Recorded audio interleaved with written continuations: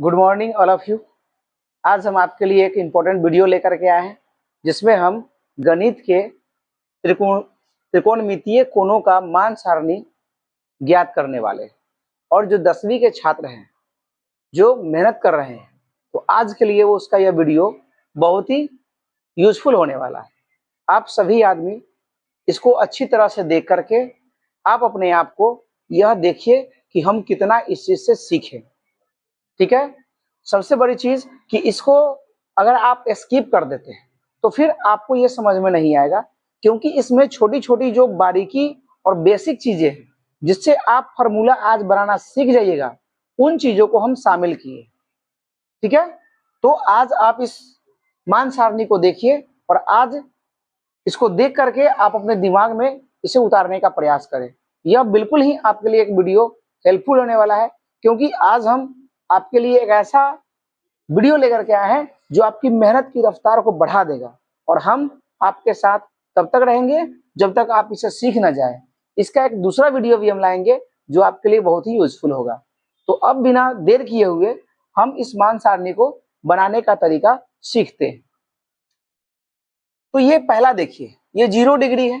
तो 0 डिग्री में क्या करते हैं, सारे जो नंबरिंग है, इसे ये 1 नंबर, ये मतलब ये 0 वाला 0 नंबर, फिर ये 1 नंबर, 2 नंबर, 3 नंबर करके ऐसे हम इसको निकालने का प्रयास करते हैं।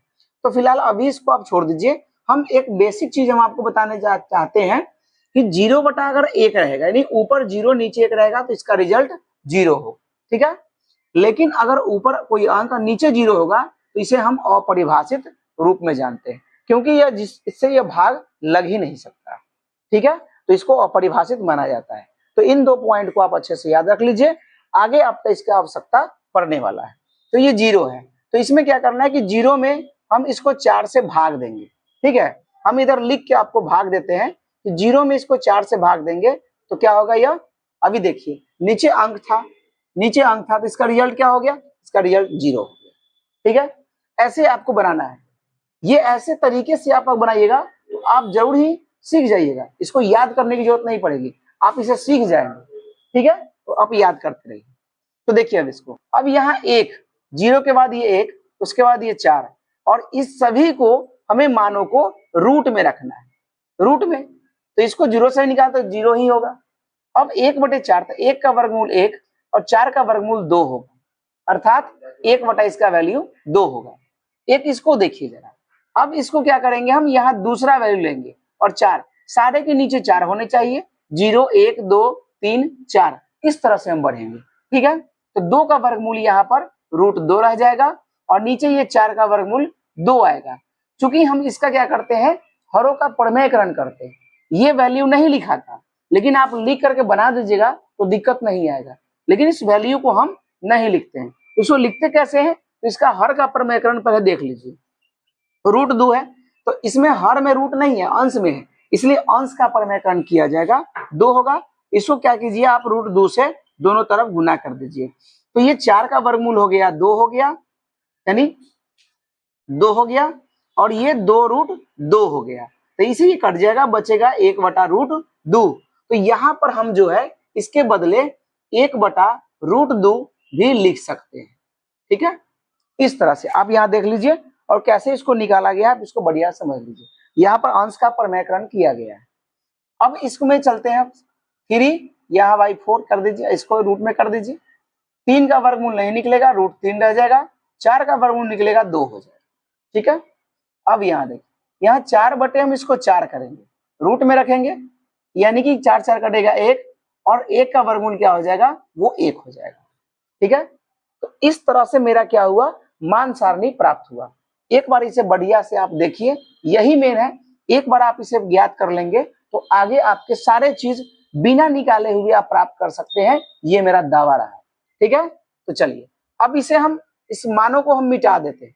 ठीक है, आप लोगों ने इसे देख लिया है, इसके बदले सीधे आएगा 0, इसका यहाँ पर सीधे इसको हटा देंगे और यहाँ पर लिखेंगे 1/2 आएगा, फिर इसको हटा देंगे, ये आ जाएगा 1/√2 आएगा, 1/√2 आएगा, फिर इसको हटा देंगे तो यहाँ √3/2 आ जाएगा। ठीक है, फिर इसको मिटा दीजिएगा तो ये 1 आ जाएगा। ठीक है। अब देखिए, अब क्या था कॉस का, अब एक बार याद रख लीजिए, कॉस का इसका वैल्यू उल्टा कर दीजिए, जैसे उधर से 1 इधर से लाइए √3/2, फिर इसका 1/√2, फिर इसका 1/2, ये इसका 0, एकदम उल्टा कर दीजिए, याद करने की आपको आवश्यकता नहीं होगी, ठीक है। अब देखिए क्या करना है कि अब दोनों का भाग कीजिएगा तो ये वैल्यू आएगा, ठीक है। तब इसको भाग करेंगे तो 0/1, अभी हमने बताया 0/1 का रिजल्ट क्या होता है, 0, ठीक है। अब इसको देखिए, इसको क्या करेंगे, अब हम लोग इसको क्या करेंगे, हम भाग करेंगे, जैसे 1/2, और जब भाग में लाते हैं तो भाग का मतलब √3/2 होता है, 2 होता है तो 1/2 हो जाएगा, और ये ऊपर चला जाता है 2/√3 हो जाएगा, 2 से 2 कट जाएगा तो ये बचेगा 1/√3, यहाँ 1/√3 होंगे, ठीक है। अब इससे ही दोनों कट जाएगा, 1 होगा, ये सारे इसके साथ कट जाएंगे, ठीक है। अब देखिए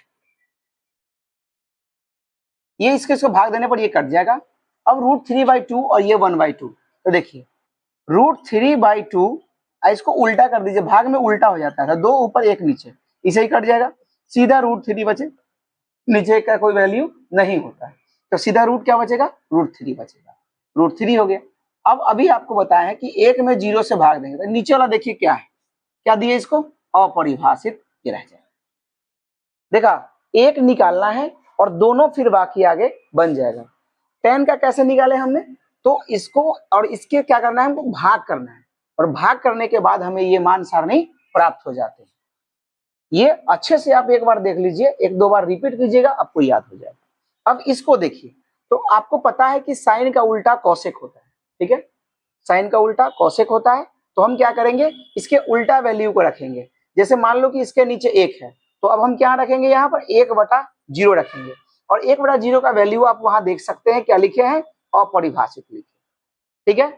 इसका भी आप उल्टा कर दीजिए, तो 2 ऊपर चला जाएगा, नीचे 1 का कोई वैल्यू नहीं होता, तो सीधा 2 हो जाएगा, ये ऊपर चला जाएगा तो √2 हो जाएगा, ये ऊपर चला जाएगा तो 2/√3 हो जाएगा, और अभी बोले थे इसके नीचे 1 है, तो 1/1 यानी 1 ही होगा, तो इसको हम सीधा सीधा लिख सकते हैं कि ये 1 होगा, ठीक है।